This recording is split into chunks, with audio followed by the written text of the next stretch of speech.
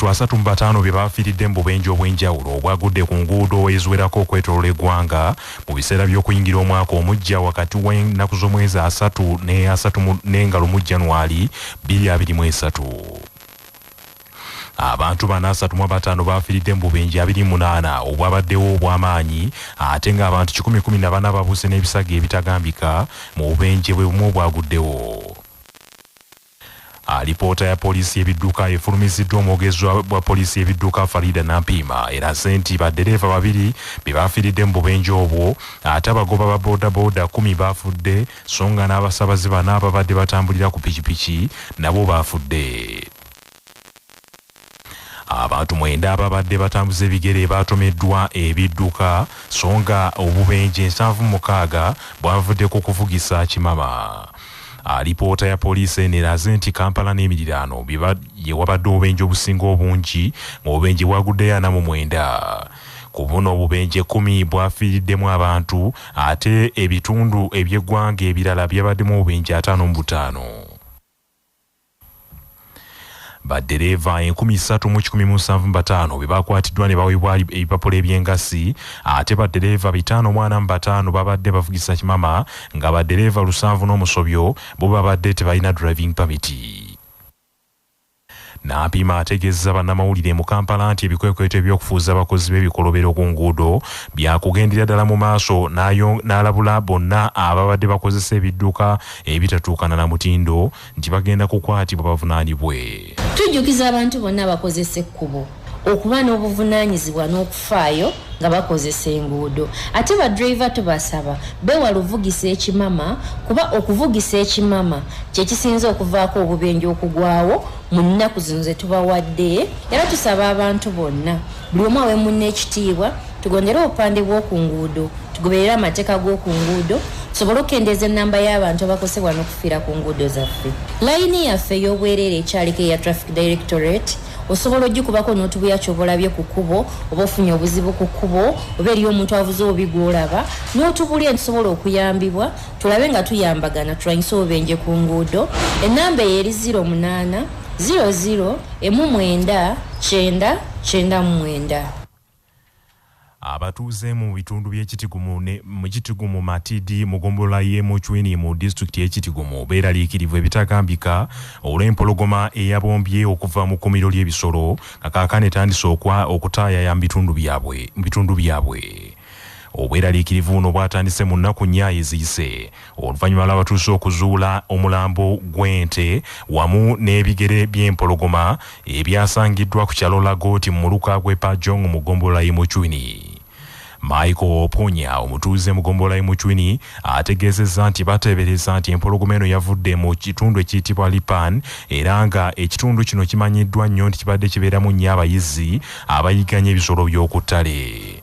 Thomas Lapie mu ssentebe w'eggombolola ey'ekitigumu ategeezezza nti bazudde ebigere by'empologoma nga bibadde mu byalo eby'enjawulo gibadde tera okutambulira mu budde obw'ekiro era bateebereza nti empologoma eno tennaba kubaako muntu gwetuusaako bulabe.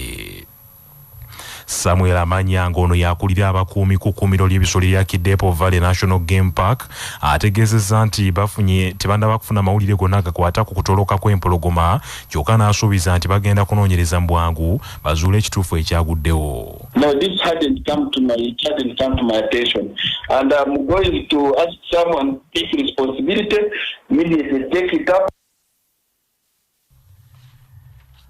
Poliisi mu disitulikiti y'Empigi ekutte n'eggalira bannansi ba Burundi 24 abagambibwa okuyingira eggwanga mu ngeri emenya amateeka.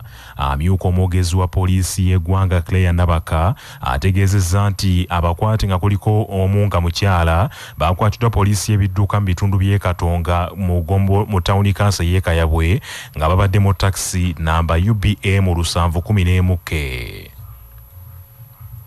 The Burundians are being currently held at Mpigi Central Police Station to continue to help in the investigations, while the taxi operator and his conductor will be charged with trafficking in persons, contrary to Section 3A and 4 of the Prevention of Trafficking in Persons Act.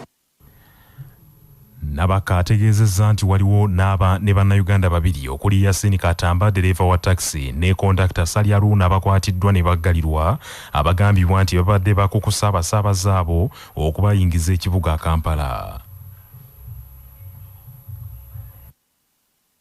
Through our investigations, we are able to ascertain that the 24 Burundians came from different provinces in Burundi for casual work in Uganda. Some of them come as visitors, then they are hoodwinked into going to work on farms. Others cross through Uganda, having different destinations, while others are detained here and they use them as bar attendants, waitresses. Some are used as dancers, sex workers, to mention but if Poliisi etegeezezza nti abantu bano basasudde ensimbi $539 okuva okusasula nga basasudde mu kampuni ezisaabaza abantu okuli Eteka Service ne Platinum Bus Service okubajja mu bifo eby'enjawulo mu kitundu eky'Engoli mu nsi ya Burundi okubaleeta mu Kampala wano mu Uganda.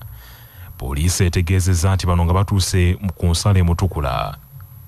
Bajiddwa mu basi ya Platinum Bus ng'ekyabula kilomita 3 okutuuka ku nsalo eyo era bano ne bakukusibwa bannayuganda ababayisiza mu buwunjuwunju okubasaza okubayingiza Uganda. Waliwo ne munasu wa Burundi agambibwa nti yeyambye abantu bano okubayunga ku bannayuganda oluvannyuma abatuusizza ku katambo mugoba wa taxi ng'ono mutuuze ku kyalo Mpugwe mu Masaka City okubakukusa okubayingiza ekibuga Kampala. Gavumenti ya Uganda okutandika n'embalirira y'omwaka gw'ebyensimbi ogujja ogwa 2023-2024 eteeseteese okweddiza eddimu ly'okuddukanya ekitongole ky'amasannyalaze ekya UMEME oluvannyuma lw'endagaano yaakyo okuggwaako mu mwaka 2025. Mu mbeera y'emu omwaka ogujja gavumenti yateeseteese okweddiza obuvunaanyizibwa obw'okuddukanya amabiro gonna ag'amasannyalaze naddala ery'ennalubaale n'ery'ekiyira. Amabibiro gano gaddukanyizibwa kampuni ya South Africa ya Eskom era endagaano yaayo ne gavumenti eggwako mu mwaka guno 2023. Gavumenti ng'eyita mu mbalirira yaayo ey'omwaka gw'ebyensimbi 2023-2024 ekyali mu bubage yayanjula eri Paalamenti ku nkomerero y'omwaka oguwedde yakisimbyeko amannyo nti egenda kweddiza obuvunaanyizibwa obw'okuddukanya amabibiro ago. Ekitongole ky'eggwanga ekya Uganda Electricity Generation Company Limited gavumenti yakirambise nti ekijja okuddukanya amabibiro gano. Wabula wadde ng'omutemwa gw'ensimbi esuubira okuliirirwa kampuni ya Eskom tegulambikiddwa. Ebiwandiiko ebizibirabwako biraga nti gavumenti yandisaasaanya obukadde bwa $85 bwe buwumbi nga 3 mu zaawano okuliirira kampuni eyo.